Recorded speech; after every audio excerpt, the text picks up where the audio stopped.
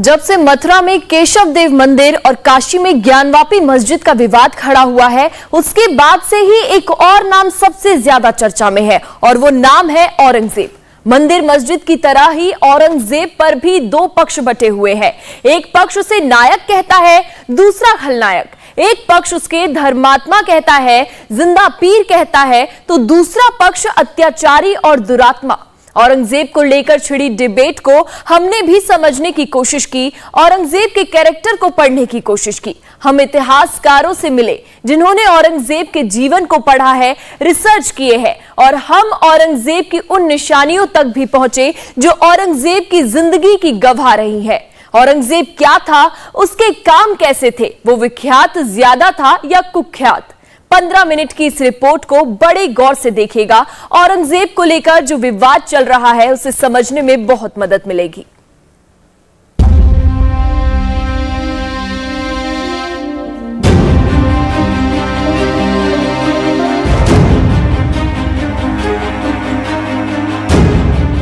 अबुल मुजफ्फर मुहिउद्दीन औरंगजेब बहादुर आलमगीर, हिंदुस्तान का वो बादशाह जिसका साम्राज्य कंधार से लेकर कटक तक और हिमालय से लेकर अटक तक फैला था। 49 साल तक औरंगजेब की ताकत की बदौलत मुगलिया सल्तनत का परचम लहराता रहा। औरंगजेब ने हर उस कांटे को जड़ से उखाड़ फेंका जो मजहब इस्लाम और उसके तख्तो ताज की हसरत के आड़े आया। अपनी धर्मनीति, राजनीति, कूटनीति, क्रूर नीति, छद नीति से औरंगजेब आलमगीर बना। बादशाह औरंगजेब आलमगीर।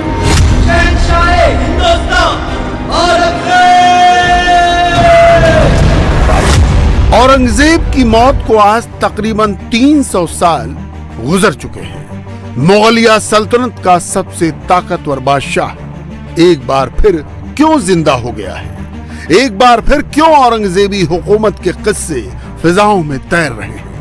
कोई उसे नायक कह रहा है तो कोई खलनायक, कोई उसे धर्मात्मा कह रहा है तो कोई दुरात्मा, कोई उसे नफरत करने वाला कह रहा है तो कोई हजरत, कोई उसे मस्जिद तामीर करने वाला कह रहा है तो कोई मंदिर मिटाने वाला। छत्रपति शिवाजी महाराज, उनके समय लिखी गई शिवाजी बावनी, जानते हैं क्या पंक्ति लिखी है? उसमें इनको असुर के अवतार की तरह बोला गया है। उसमें यह पंक्ति लिखी है, कुंभकर्ण असुर अवतारी औरंगजेब, और काशी और प्रयाग में दुहाई फेरी रब की, तोड़े देव देवालय शहर मोहल्ले के रे, लाखों मुसलमान किए माला तोड़ी सब की, और काशी करबला होती मथुरा मदीना होती, शिवाजी ना होते तो सुन्नत होती सबकी। अब आप सोचिए, महाराष्ट्र के रिकॉर्ड, उत्तर प्रदेश के रिकॉर्ड, विदेश के रिकॉर्ड, उसके स्वयं के गवर्नमेंट ऑर्डर्स की कॉपी, इसके बाद यदि कोई कहे तो इतना ही दुखद है जैसे कोई आज के जर्मनी में कहे कि मैं जर्मन हूं और मैं Adolf Hitler, Rudolf Hess, Hermann Goring, Adolf Eichmann जैसे ज्यूज के होलोकॉस्ट करने वाले जर्मन शासकों को अपना आदर्श मानता हूं, और हमारे इस भाव के साथ एडजस्टमेंट करना यहूदी जर्मन भाईचारे का प्रतीक होगा। यूं तो औरंगजेब पर इल्जामात की फहरिस्त बहुत लंबी है, लेकिन ज्ञानवापी से निकले इल्जाम ने औरंगजेब की बदनाम कहानियों को फिर से पलटने का मौका दे दिया। क्या औरंगजेब हिंदुस्तान की तारीख का सबसे बड़ा विलन है? क्या औरंगजेब हिंदू आस्था का मान मर्दन करने वाला सबसे कुख्यात बादशाह है? क्या औरंगजेब ने ज्ञानवापी मंदिर तोड़कर मस्जिद बनवाई? आज हम औरंगजेब की कहानी का हर वो पन्ना पलटेंगे जिन लोगों को औरंगजेब से हमदर्दी है, उनकी भी सुनेंगे, और जिन लोगों को औरंगजेब में बुराई दिखती है, उनकी भी सुनाएंगे, और जानने की कोशिश करेंगे कि क्या औरंगजेब हिंदुस्तान की तारीख का सबसे बड़ा विलेन था। सबसे पहले आपको लेकर चलते हैं आलमगीर। महाराष्ट्र के अहमदनगर से महज 4 किलोमीटर दूर भिंगार नाम का एक छोटा सा कस्बा है। इसी कस्बे से सटे जंगल को कटवाकर साल 1681 में औरंगजेब ने महाराष्ट्र की जमीन पर पहली बार कदम रखा। इरादा दक्कन फतह करने का था। आलमगीर में उसने अपना दरबार लगाया। बादशाह औरंगजेब की जिद थी कि वो अपनी हयात में मराठों पर जीत हासिल करेंगे और औरंगजेब का मराठों के खिलाफ यही संघर्ष मुगलों के पतन का कारण साबित हुआ। सन 1681 में राजस्थान से गुजरात के रास्ते औरंगजेब महाराष्ट्र के इसी अहमदनगर जिले पहुंचा। अहमदनगर शहर से मात्र 4 किलोमीटर दूर ये वो भिंगार कस्बा है जहां औरंगजेब अपनी 5 लाख सेना लेकर पहुंचा था और यहां कई महीनों तक अपनी छावनी बनाई थी। औरंगजेब यहां से कुछ दूर एक गांव में डेरा डाले काफी समय तक मराठों का इंतजार करते बैठा रहा और बाद में यहां से वो सातारा और सांगली के रास्ते मराठवाड़ा की तरफ बढ़ा। जिस गांव में औरंगजेब ने डेरा डाला था, आज उस गांव को आलमगीर गांव के नाम से जाना जाता है। आलमगीर यानी औरंगजेब का एक और नाम। औरंगजेब आलमगीर खुद को पूरे हिंदुस्तान का बादशाह कहता था, लेकिन उसकी बादशाहत को चुनौती यहीं से मिली जहां पर राज था।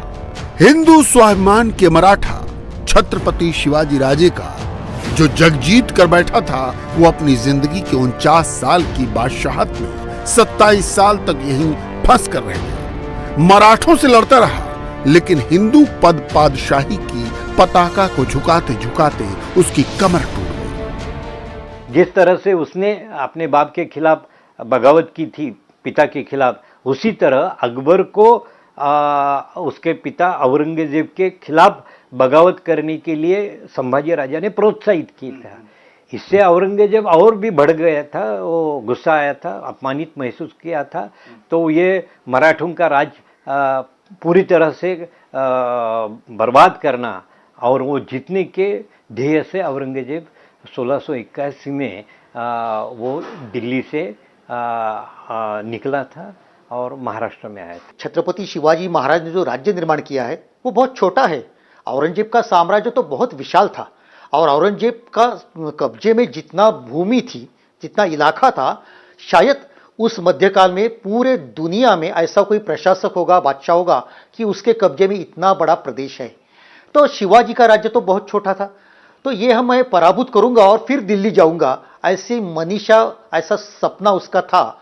लेकिन 27 वर्ष लड़ने के बाद भी ये मराठों का राज्य वो पराभूत नहीं कर सका, तो उसका ये आश्चर्य था।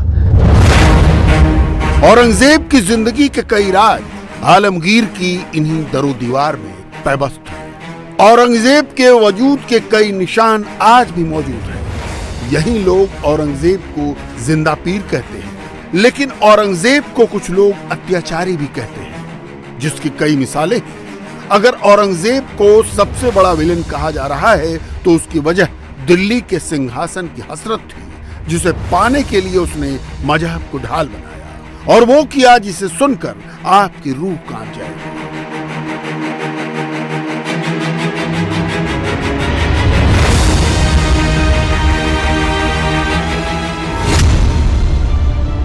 मुगलिया सल्तनत के लिए फारसी में एक कहावत है, तख्त या ताबूत, या तो सिंहासन या तो कब्र। औरंगजेब ने भी यही किया।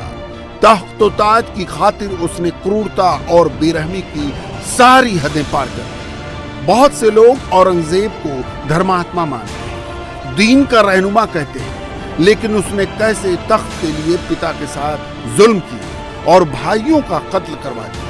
क्रूरता की ऐसी कहानी जो आपको दहला कर रख।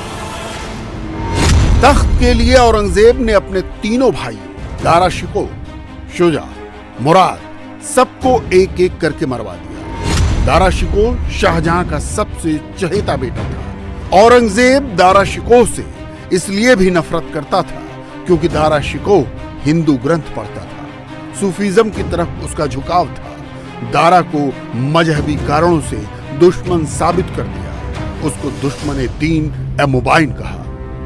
शाहजहां का जो बड़ा बेटा था दारा शिकोह, वो भी सभी धर्म के वो अच्छे तत्व के बारे में उनको मन में आकर्षण था और उसी तरह उन्होंने हिंदू धर्म के कुछ जो रामायण महाभारत उसके ऊपर उन्होंने अध्ययन करके उन्होंने उसी धर्म के जो किताबें थी वो पर्शियन में उनको कन्वर्ट करने की कोशिश की थी।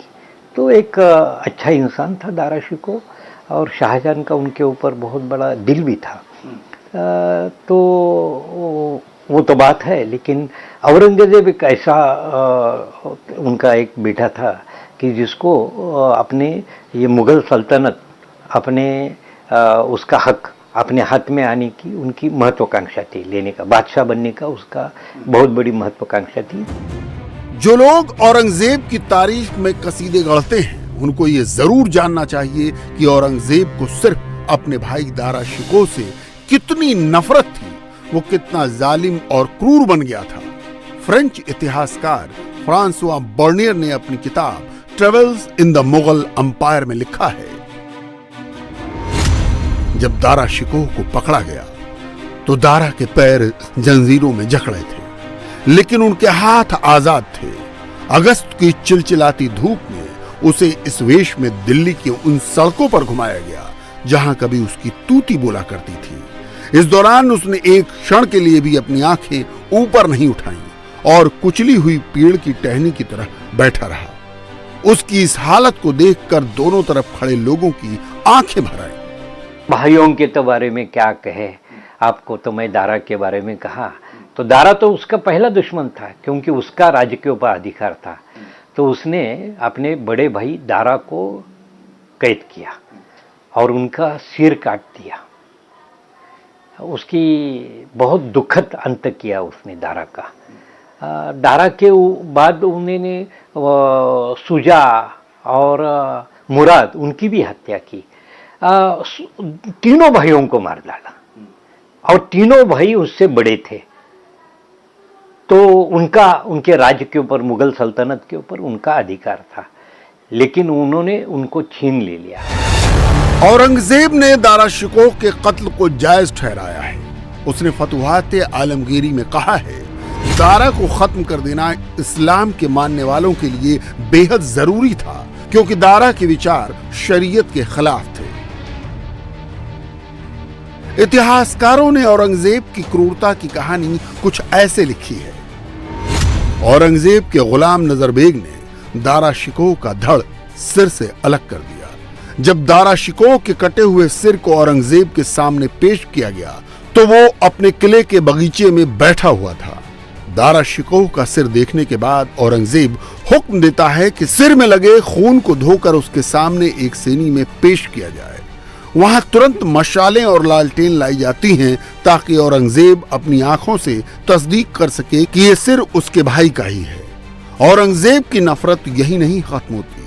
अगले दिन यानी 31 अगस्त 1659 को वो आदेश देता है कि दारा के सिर से अलग हुए धड़ को हाथी पर रखकर एक बार फिर दिल्ली के उन्हीं रास्तों पर घुमाया जाए जहां उनकी पहली बार परेड कराई गई थी। दिल्ली के लोग जैसे ही ये दृश्य देखते हैं वो दांतों तले उंगली दबा लेते हैं और औरतें घर के अंदर जाकर रोने लगती हैं। दारा के इस कटे हुए धड़ को हुमायूं के मकबरे के आंगन में दफना दिया जाता है। सगे भाई शुजा, मुराद, दारा तीनों का सर काट दिया, अपने पिता को जेल में डाल दिया और इतने से भी संतोष नहीं हुआ, अपने सगे भाई दारा शिकोह का सर काटकर थाली में सजाकर जेल में बंद अपने बाप के पास भेजा। मैं विनम्रता से पूछना चाहता हूं, आप किसी भी धर्म, मत, संप्रदाय, मजहब को मानने वाले हो, आप अपने घर में क्या चाहेंगे? 4 भाई ऐसे, राम, लक्ष्मण, भरत, शत्रुघ्न, कि आपके एक आदेश पर घर राजपाट छोड़ने को तैयार हो, एक भाई वन जाए तो दूसरा लक्ष्मण की तरह जाने को तैयार हो, और तीसरा भाई थाली में खड़ाऊ रखकर बड़े भाई की शासन करने को तैयार हो, या आपके 4 भाई ऐसे हों कि एक लड़का शुजा, मुराद, दारा की तरह 3 का कत्ल कर दे और बुढ़ापे में आपको जेल में डाल दे और फिर सगे बड़े भाई की थाली में सजाकर वो लाए, तो अब इसे क्रूर नहीं कहेंगे? ये कहां से आदर्श हो सकता है?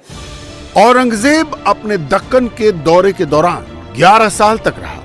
आलमगीर गांव से ही वो राज करता रहा। यहीं से उसकी 5 लाख सेनाएं दक्षिण भारत के अलग अलग राज्यों की ओर कूच करती रही। गोलकुंडा, बीजापुर, तमिलनाडु, आंध्र प्रदेश, पश्चिम महाराष्ट्र तक जंग लड़ी। आलमगीर गांव में जब इंडिया टीवी की टीम पहुंची तो यहां औरंगजेब का वो चेहरा दिखा जो उसके इन क्रूर चेहरों से अलग था। हजरत जिंदा पीर, न जाने क्या क्या।